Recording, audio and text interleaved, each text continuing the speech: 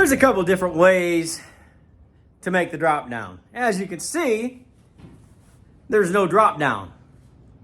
So I have gone underneath, and one of the ways I like to do it is after I get it framed and I set it here, I like to set it sometimes before I build the drop down because it's such a big drop down. So I went underneath and I drilled a couple of holes right in all of the corners. Not there, he's a good boy. And then I took my 4-foot level and I'm going the wrong way, and marked it all out there. And so I've got it marked out, so I'm just gonna cut it out and see if it drops down. I bet it does.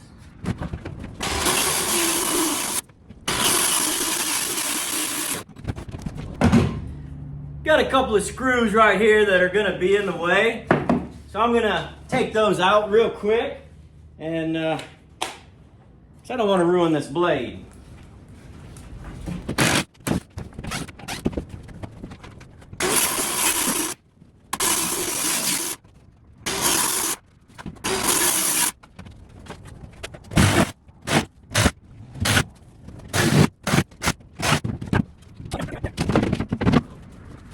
There are a couple of metal pieces right there, so we'll just trim for that. But it's just, I'd rather it be snug and we trim a little than not giving it enough. And as you saw, this is probably going to be the nicest drop down ever made because shop inspector was on the job 100% of the time. So my goal is going to be to make sure it fits first, and then I'm going to pull that out, and then I'm going to put the sides in it. So the sides will come up all the way to the top here, and this will be level. Is this awkward enough for you? At least it's not Do It Twice Theater. So that'll be level, and then it'll go, man, what am I doing? There we go. Then it'll go down and sit next to, no, it'll have to sit on top. Sit on top. Yeah. I'll look at the old one and make sure I'm doing it right, because we want this to be a 90-degree angle, but it is going to sit even across there. And then we got all that trim and the flooring to put on. So I'm going to take my time on that, and we're going to finish up this drop down. All right.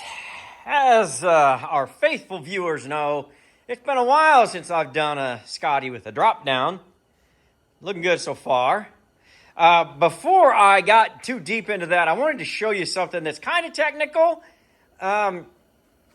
If you go down to the part that comes down right here behind the wheel well, it has to be on an angle. If you're using the original skin, you're going to have to just get that angle right yourself. We're not using old skin, we're using the new skin. So I like to go about 12 and a half, 13. Somewhere between 12 and 13 is what I use for that angle, front and back. And that seems to really work nice because it brings the skin down this way as it comes out to make that curve. Now, down here, you have to do the same thing. This that goes all the way across, you really want to put that in there for some stability.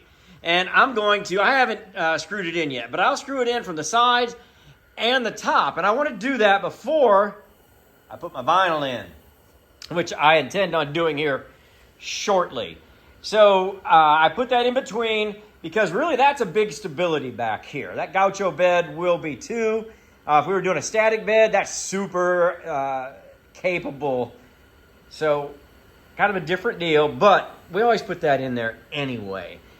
So the whole back will have a place to screw into and be stable. So now on the front, different deal. Different deal on the front.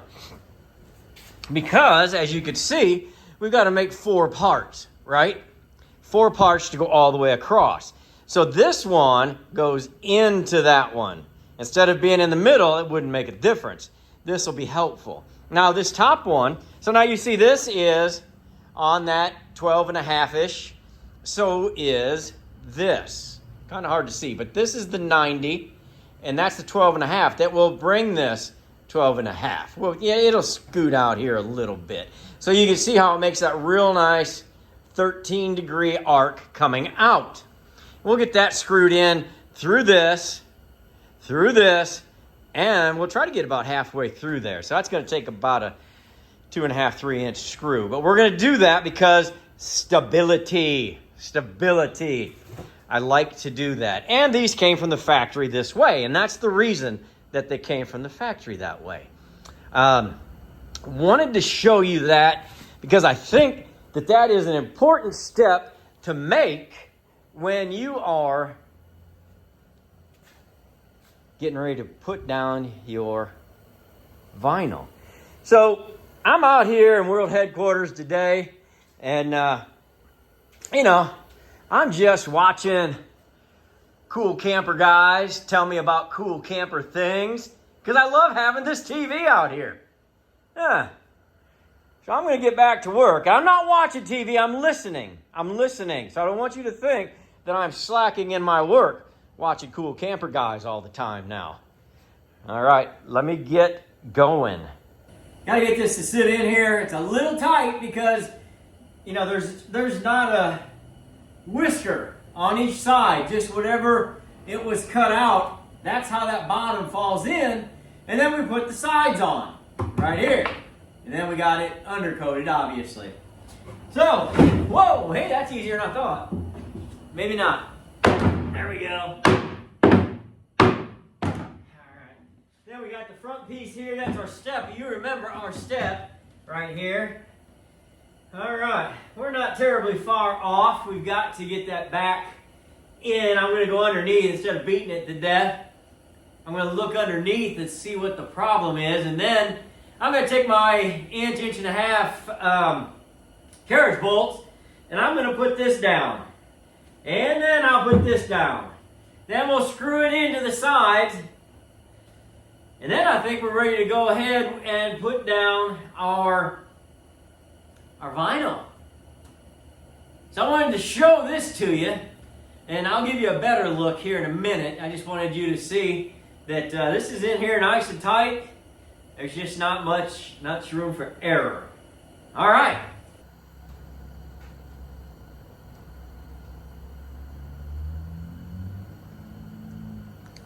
So yeah, I'm still amazed at how deep that drop down is. I guess it's just how it was. Just not around here. So, okay. We're not going to argue with them. Just wanted to kind of show it to you before I finished it up. Got it nice and flat and smooth in there. It's looking real good. It's real nice, actually.